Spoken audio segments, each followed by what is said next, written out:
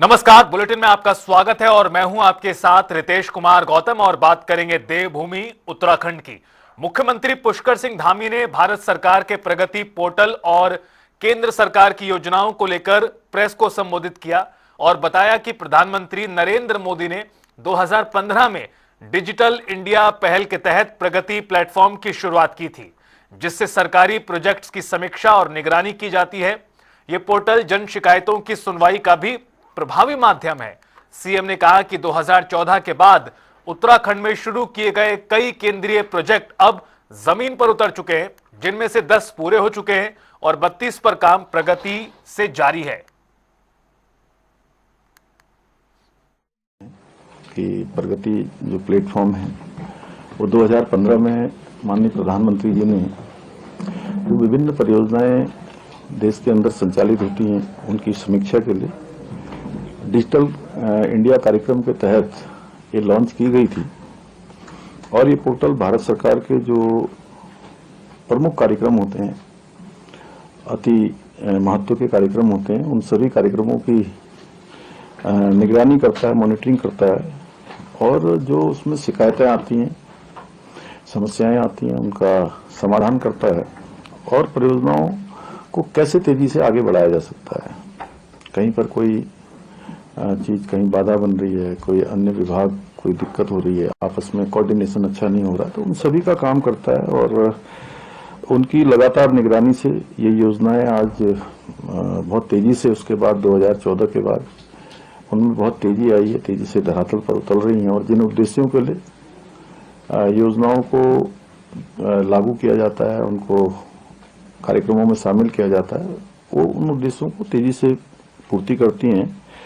और इसी क्रम में उत्तराखंड राज्य से आप सबको पता ही है, माननीय प्रधानमंत्री जी के बनने के बाद जब 2014 में वो देश के प्रधानमंत्री बने तो उसके बाद हमारे राज्य में अनेक योजनाएं प्रारंभ हुई और एक बड़ा इंफ्रास्ट्रक्चर के क्षेत्र में हो या विकास के क्षेत्र में हो, सड़क के क्षेत्र में हो, परिवहन के क्षेत्र में, रेलवे के क्षेत्र में, आईटी के क्षेत्र में, स्वास्थ्य सेवाओं का हो, पर्यटन का क्षेत्र हो, हर क्षेत्र में हवाई सेवाएं हों, बहुत तेजी से आगे बढ़ी हैं। और इसमें उत्तराखंड राज्य में 42 परियोजनाएं, इनकी निगरानी इस प्रगति पोर्टल के माध्यम से केंद्र की सरकार करती है और इनमें सब मिलाकर एक बड़ा निवेश 3.5 लाख करोड़ का निवेश है और इनकी समीक्षा लगातार प्रगति पोर्टल के माध्यम से की जा रही है। और इसमें से 10 योजनाएं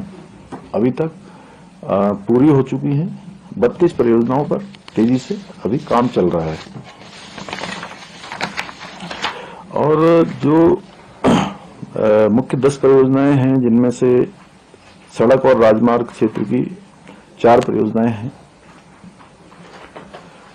तेल और गैस के क्षेत्र में 3 परियोजनाएं हैं और ऊर्जा उत्पादन के क्षेत्र में 1 परियोजना है, विमानन और विमानन अवसंरचना में 1 परियोजना है, शिक्षा के क्षेत्र में 1 परियोजना है।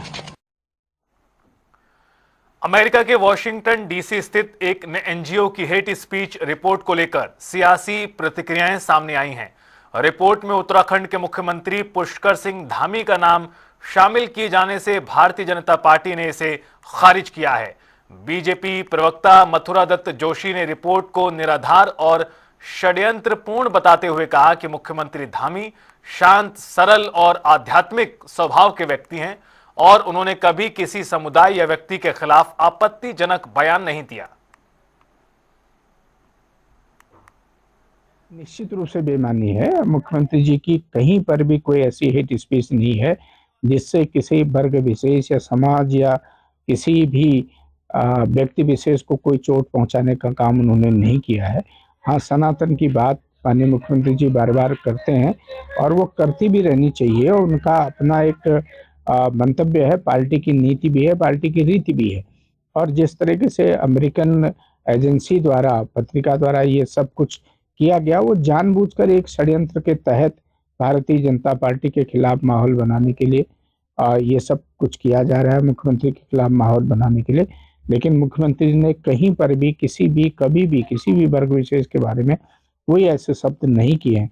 और माननीय मुख्यमंत्री जी ने कहा, तो अगर इसी को अगर आप हेट स्पीच मानते हो कि मैं सनातन की बात करता हूँ, मैं सर्वधर्म समभाव की बात करता हूँ, मैं देवभूमि की पवित्रता बनाए रखने की बात करता हूँ, जो लोग देवभूमि को कलंकित करने की बात कर रहे हैं उन पर चोट करने का काम मैं कर रहा हूँ, और जो लैंड जिहाद, थोक जिहाद और लव जिहाद के समर्थक हैं, मैं उनके खिलाफ बोल रहा हूँ।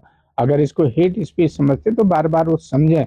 लेकिन अमेरिका के जिन लोगों ने ये इस तरीके का जो कैटेगराइज किया है माननीय मुख्यमंत्री को प्रोजेक्ट करने का, उनको खुद सोचना चाहिए। उनके देश में किस तरीके से रातों रात राष्ट्रपति जैसे व्यक्ति को गिरफ्तार करने का काम, या दादागिरी करने का काम, या साम्राज्यवाद की नीति पर चलने वाले लोग अगर वो इस तरीके की बात करेंगे तो निश्चित रूप से ये दुर्भाग्यपूर्ण बात होगी। बासपुर थाने में दर्ज 420 मामले को लेकर विधायक अरविंद पांडे ने डीजीपी दीपम सेठ से मुलाकात कर निष्पक्ष जांच की मांग की। बता दें कि इस मुकदमे में उनके कुछ परिजन भी नामजद हैं, जिसको लेकर उन्होंने कहा कि वो केस को झूठा नहीं बता रहे, बल्कि दोनों पक्षों का lie detector, polygraph, mind mapping और नार्को भी कराया जाए। यदि उनका कोई रिश्तेदार दोषी मिले तो सख्त कानूनी कार्रवाई करें। 20 जनवरी को मेरे फैमिली के लोगों पे एक 420 का और कूट रचित प्रमाण पत्र बना के या कागज बना के किसी को जान से मारने की धमकी देने का ऐसा मुकदमा मेरे परिवार के लोगों पे लगाया गया है। तो उसी विषय को लेके आज मैं डीजीपी महोदय से मिला और मेरी मात्र इतनी मांग है कि जो मेरी फैमिली के लोगों पे मुकदमा लगा है, इस मुकदमे की जांच दोनों पक्षों का, मुकदमा लिखवाने वाले का भी और जिन पे मुकदमा लगा है उनके ऊपर, सभी के ऊपर, और उसमें मुझको भी शामिल किया जाए। मेरी और मेरी फैमिली के लोगों की और मुकदमा लिखवाने वाले व्यक्ति की एक नार्कोटिक टेस्ट होना चाहिए, पॉलीग्राफ टेस्ट होना चाहिए, और ये बहुत जल्दी होना चाहिए। अगर जो हम या मेरे फैमिली के लोग दोषी पाए जाते हैं तो जेल जाने चाहिए। और हो सकता है एक पेशेंट, मान लो ये सब षड्यंत्र हो, तो मेरे फैमिली के लोग इसको क्यों झेलें। इसलिए नार्कोटिक टेस्ट की मैंने मांग की है। और आजकल सेंटर से ही व्यवस्था है कि नेताओं पे लगे हुए मुकदमों की जांच जल्दी जल्दी होनी चाहिए, कोर्ट में सुनवाई जल्दी होनी चाहिए। तो मैंने डीजीपी महोदय से ये मांग की है कि इस मुकदमे की जांच थोड़ी जल्दी हो जाए और इसमें दोनों पक्षों के नार्कोटिक टेस्ट हो जाए कि कौन सही है कौन गलत है, पॉलीग्राफ टेस्ट हो जाए कि कौन सही है कौन गलत है, दूध का दूध और पानी का पानी होना चाहिए। ये मैंने मांग की है। उत्तराखंड में जारी नर्सिंग अधिकारी भर्ती परीक्षा को लेकर अभ्यर्थियों में भारी आक्रोश दिखाई दे रहा है, जिसको लेकर उन्होंने कुमाऊं आयुक्त दीपक रावत को ज्ञापन दिया और वर्तमान पोर्टल बंद करने और नई प्रक्रिया शुरू करने की मांग की। आईपीएचएस मानकों पर 2500 पदों की संयुक्त भर्ती, आयु सीमा में छूट और मूल निवासियों को प्राथमिकता की मांग की गई। साथ ही अभ्यर्थियों ने चेतावनी दी कि मांग न मानी गई तो आंदोलन को तेज करेंगे।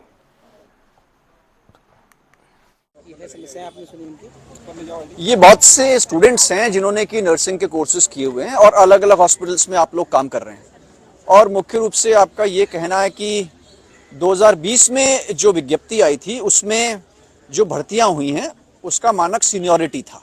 सीनियरिटी लिस्ट का कोई एक यार्डस्टिक थी, उसके आधार पे सीनियरिटी बनी और भर्तियां होती चली गई। और आपका कहना है कि जो करंटली नोटिफिकेशन आया है उसमें ये कंपटीशन के आधार पे होने की बात अभी हुई है, और इसका एक पोर्टल भी खुला है जिसमें कंपटीशन के माध्यम से उसको कराना है, जिसका आप लोग विरोध कर रहे हैं। आपका कहना है कि इनके बीच जितने भी कैंडिडेट्स हैं इनके बीच एक कंसेंसस है, जिसमें सभी लोग ये मान रहे हैं कि इसको जो पुरानी प्रणाली थी which was based on seniority उसके आधार पर कराया जाए। दूसरा इनका कहना है कि इस पोर्टल को बंद कराया जाए। थर्ड आपका कहना है कि क्योंकि ये जो भर्तियां 20 के बाद से हुई हैं और ये थोड़ा थोड़ा करके होती रही तो कुछ लोगों की एज ओवरशूट हो गई है, तो उसमें भी 2 साल की छूट इनको दी जाए। और इनका ये कहना है कि यहाँ पे जो उत्तराखंड डोमिसाइल्ड लोग हैं उनको इसमें वरीयता दी जाए। और भी आपकी कुछ डिमांड्स हैं, तो पूर्व में भी मैंने इनको सेक्रेटरी हेल्थ को आपकी डिमांड्स से अवगत करा दिया था, और दोबारा आपकी जो मांगे हैं इनको गवर्नमेंट के सामने रखा जाए। और हम यहाँ कुमाऊं कमिश्नर सर को, पहले हम धन सिंह रावत सर को, मुख्यमंत्री सर को हम दे चुके हैं ज्ञापन। आज हम कुमाऊं कमिश्नर सर को, कुमाऊं टीम आई है, कुमाऊं और गढ़वाल टीम मिक्स है, ये हम अपनी भर्ती वर्षवार जो हमेशा से आते आई है वो करवाने के लिए हम हमेशा के लिए वर्षवार चाहते हैं, क्योंकि हमारे आधे जो भाई बहन है आधे वर्षवार हो चुके हैं और हमारे लिए इन्होंने रिटर्न एग्जाम निकाल दिया, लेकिन हम रिटर्न बिल्कुल नहीं चाहते। हम चाहते हैं जैसे हमेशा से वर्षवार भर्ती आई है वो भर्ती वर्षवार हो, क्योंकि हम 2020 से फॉर्म भरते भरते ओवर एज हो चुका है, मैं भी ओवर एज हो चुकी हूँ, लेकिन हमें भी मौका मिलना चाहिए इसमें, क्योंकि हम तो बहुत सारे लोग ओवर एज, हमारी कोई गलती नहीं, हम 2020 से फॉर्म भरते हुए आ रहे हैं, तो हमें भी वर्षवार चाहिए और हमेशा के लिए आने वाले बच्चों के लिए भी वर्षवार चाहिए। देहरादून में सरकार आपके द्वार अभियान के तहत कालसी ब्लॉक की कोटी न्याय पंचायत में बहुउद्देशीय शिविर आयोजित किया गया। अपर सचिव हिमांशु खुराना और सीडीओ अभिनव शाह ने ग्रामीणों की समस्याएं सुनकर कई का मौके पर समाधान किया। इस दौरान 849 लाभार्थियों को योजनाओं का लाभ दिया गया। 460 से ज्यादा लोगों की स्वास्थ्य जांच और दवा वितरण किया गया।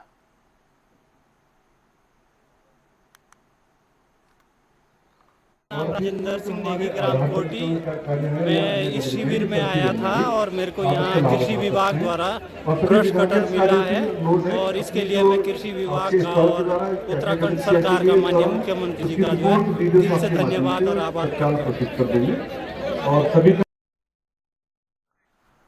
हरिद्वार में ऐप आधारित बाइक टैक्सी सेवा यानी रैपिडो पर परिवहन विभाग ने सख्ती दिखाई है।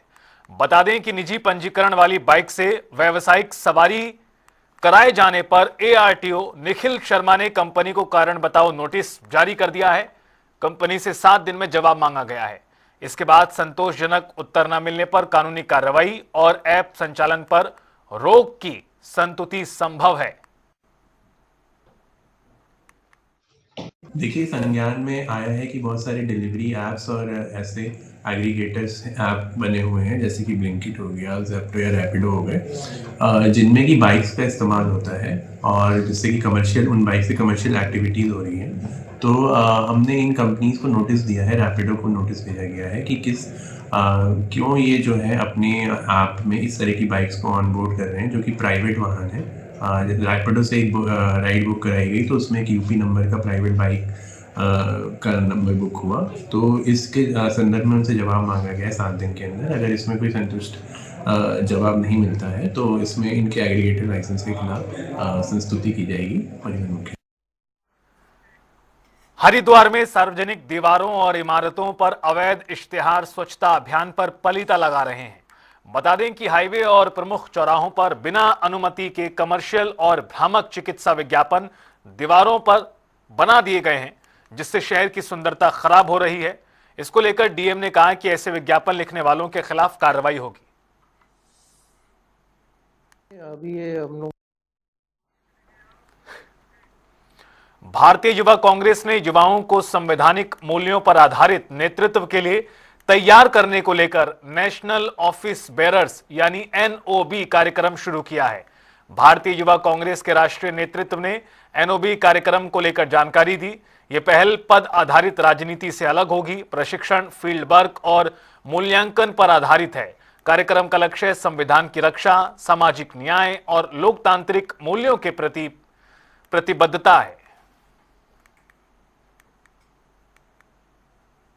हम एक national office bearer program launch किया है जो इंडियन यूथ कांग्रेस के द्वारा लाया गया है, ताकि जो ज़मीनी स्तर पर हम जो युवाओं हैं जो हमारी ऑर्गेनाइजेशन से जुड़े हैं, 3 साल का उनका एक्सपीरियंस होना चाहिए कम से कम, और अदरवाइज वो किसी जन आंदोलन से जुड़े हैं, किसी मुद्दे से जुड़े हैं और पूरा संघर्ष में, क्योंकि जो हमारे जननेता हैं श्री राहुल गांधी जी वो लोगों के मुद्दे उजागर कर रहे हैं, और वैसे ही वो चाहते हैं कि जो यूथ कांग्रेस में लोग आए वो ज़मीनी स्तर पे ऑर्गेनाइजेशन में ऐसे लोग आए जो काम करने वाले लोगों की आवाज़ को बुलंद करने वाले हों, जो लोगों के मुद्दे हैं उनको उठाएं।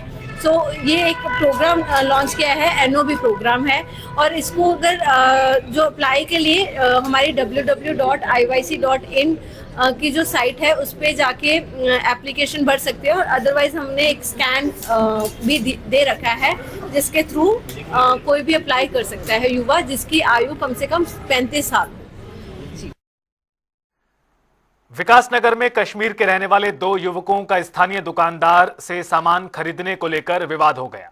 आरोप है कि कहासुनी के बाद दुकानदार ने युवकों के साथ गाली गलौज की, मारपीट भी की, जिसमें एक युवक के सिर पर चोट आई।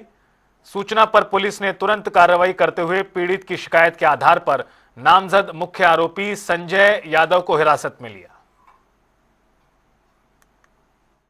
कल दिनांक 28 तारीख को विकासनगर थाना क्षेत्र में 2 कश्मीरी युवक थे जो विकासनगर के बाजार में आए थे, जिनके पिताजी जो वर्तमान में पांवटा साहिब में किराए के मकान पर रहते हैं, और ये दोनों युवक भी इस दौरान छुट्टियों में अपने पिताजी के पास आए थे और उनके सहयोग के लिए फेरी में सहयोग के लिए भी वो यहाँ पर पांवटा में रुके हुए थे। कल विकासनगर में एक दुकानदार से इनकी किसी बात को लेकर वहाँ पर कहासुनी हो गई, जिसमें दुकानदार द्वारा जो है उन पर हमला किया गया, जिससे वो इंजर्ड हुए थे। इंजर्ड के बाद उनका मेडिकल कराया गया। मेडिकल और तहरीर के आधार पर जो है मुकदमा सुसंगत धाराओं में दर्ज कर लिया गया है। जो इसमें मेन अक्यूज था अभियुक्त संजय यादव, उसको हिरासत में ले लिया गया और सुसंगत धाराओं में जो है इन्वेस्टिगेशन के बाद इसको न्यायिक इसमें रिमांड के लिए पेश किया जाएगा। अन्य जो भी इसमें बात साक्ष्यों के तौर पर आई, वो सभी सीसीटीवी फुटेज अन्य चीज़ों को कलेक्ट किया जा रहा है और जो मेन इसमें अक्यूज था उसको अभी हिरासत में ले जाएगा। आगे की पूछताछ और इन्वेस्टिगेशन जारी है। हरिद्वार के लक्सर में सरकारी राशन व्यवस्था की गंभीर अनियमितता देखने को मिली, जहां राशन वितरण न होने की शिकायत पर खाद्य पूर्ति निरीक्षक बबीता दुकान का निरीक्षण करने पहुंची। इस दौरान राशन डीलर द्वारा हाथापाई का मामला सामने आया, जिसके बाद दुकान को सील किया गया और आगामी कार्रवाई शुरू की गई। मैं आज सूचना आयोग गई थी तो मुझे शिकायत मिली यहाँ से कि इनके द्वारा केवल राशन की पर्चियाँ दी जा रही है, उनसे अंगूठे लगवाए जा रहे हैं और पीले कार्ड धारकों से पैसे भी ले जा रहे हैं, किंतु उनको राशन उपलब्ध नहीं कराया जा रहा। इसी संबंध में मेरे द्वारा यहाँ आया गया और इस संबंध में मेरे द्वारा ये दुकान पे अभी बंद किया गया। फिलहाल इनके द्वारा की गई, जैसे मैं ताला लगा रही थी तो इनके द्वारा मेरे साथ हाथापाई की गई सब लोग, आप लोगों के सामने।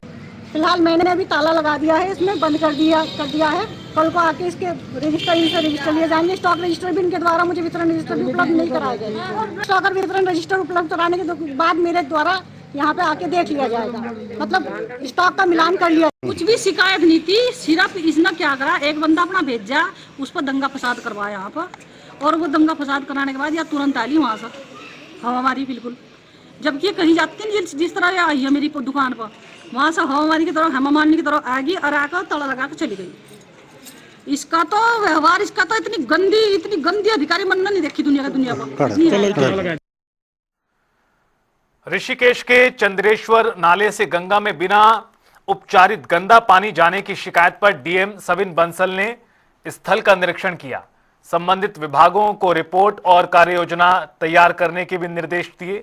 डीएम ने कहा कि किसी हाल में दूषित जल गंगा में नहीं जाएगा और 25 घरों के अवैध ड्रेन पाइप सीज करने के भी आदेश दिए। देखिए, जो हमारी गंगा नदी में जो प्रवाहित हो रहा है वो स्वच्छ होना चाहिए। यदि किसी प्रतिष्ठान या हमारा यूज वाटर भी है हैबिटेशन से, तो वो ट्रीटेड होना चाहिए। पहले इन द फर्स्ट प्लेस तो हमारा सीवरेज नेटवर्क अभी पूरा क्षेत्र कवर कर रहा है, लेकिन जहाँ पर अभी प्रक्रिया गतिमान है तो उसके चलते जो हमारा एसटीपी कैटर नहीं कर पा रहा जिस पोर्शन को, तो उस पोर्शन को हमें मिनिमाइज करना है, प्रिवेंट करना है कि वहाँ पर कोई भी दूषित जल न आने पाए। तो उसके लिए ही जो हमारा IND प्लान है, इंटरसेक्शन एंड ड्रेनेज, या हमारा एसटीपी को अपग्रेडेशन का एक्शन प्लान है, या फिर हमारे एनफोर्समेंट एक्शंस हैं जो प्रतिष्ठान और हैबिटेशंस वहाँ पर अनट्रीटेड वे में एफ्लुएंट्स को प्रवाह कर रही हैं।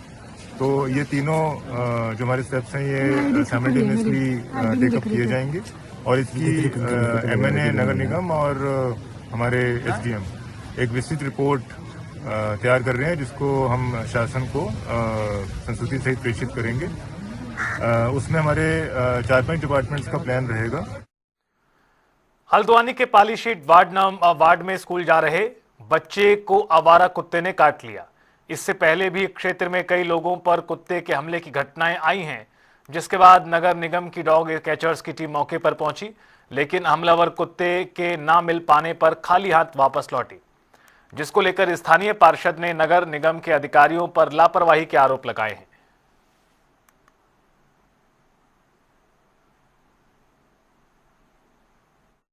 देखिए, कल कुछ व्यक्तियों को आवारा कुत्ते ने किसी पे काटा है और संज्ञान में ये आया है कि एक ही कुत्ता है जिसने कई लोगों को काटा है।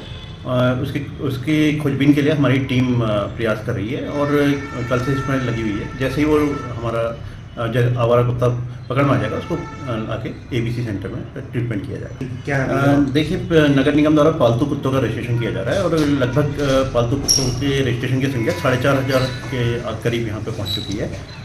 साथ ही ABC सेंटर में जो है उसमें स्टरलाइजेशन का कार्य किया जा रहा है और टीकाकरण भी कुत्तों का किया जा रहा है, जिसकी संख्या 20,000 से अधिक हम स्ट्रे डॉग का स्टरलाइजेशन कर चुके हैं और आगे भी अभी ये प्रक्रिया हमारी जारी है। देहरादून महानगर सिटी बस सेवा सोसाइटी ने प्रेस कॉन्फ्रेंस की। M2 श्रेणी वाहनों के अनुमोदन और पंजीकरण में अनियमितताओं की जांच की मांग की गई। इस दौरान अध्यक्ष विजयवर्धन डंडरियाल ने केंद्रीय परिवहन मंत्री को पत्र भेजने की जानकारी दी और परीक्षण प्रक्रिया में नियमों की अनदेखी और भ्रष्टाचार के आरोप लगाए। इसे केंद्र के मानकों की अवहेलना बताते हुए जांच की मांग की। देखो, आपने देखा होगा, मैं समय समय पे जो है जो भी परिवहन विभाग में जितना भी अधिकारी अगर भ्रष्टाचार करते हैं तो कहीं ना कहीं जो है मैं साक्ष्यों के साथ ही जो है इसकी शिकायत करता हूँ। जबकि आपने देखा होगा कि वित्त मंत्रालय से भी लोकायुक्त के जांच के लिए आया था, फिर लोकायुक्त वाली जांच के लिए करा था, अभी मेरे को प्रधानमंत्री का भी पत्र आया हुआ है। तो कहीं ना कहीं मैं अपने इस जो चरमबद्ध जो महाभ्रष्टाचार जो है इसमें परिवहन विभाग में हो रखा है उसकी मैं समयबद्ध जो है श्रृंखलाबद्ध जो मैं आपको चैनलों के माध्यम से, समाचार पत्रों के माध्यम से मैं आम जनता को भी जो है जागृत करता हूँ। अभी आप ये ताज़ा उदाहरण देखोगे, जो अभी छोटी है जो टाटा मैजिक, अभी आपने देखा होगा कई उदाहरण है जिसमें कंडक्टर का अब ये प्रावधान अब एक नया मैंने खुलासा करा है। इसमें आप देखोगे जो इन्होंने जो 10 सीटर गाड़ी वो M2 में पास कर रखी है।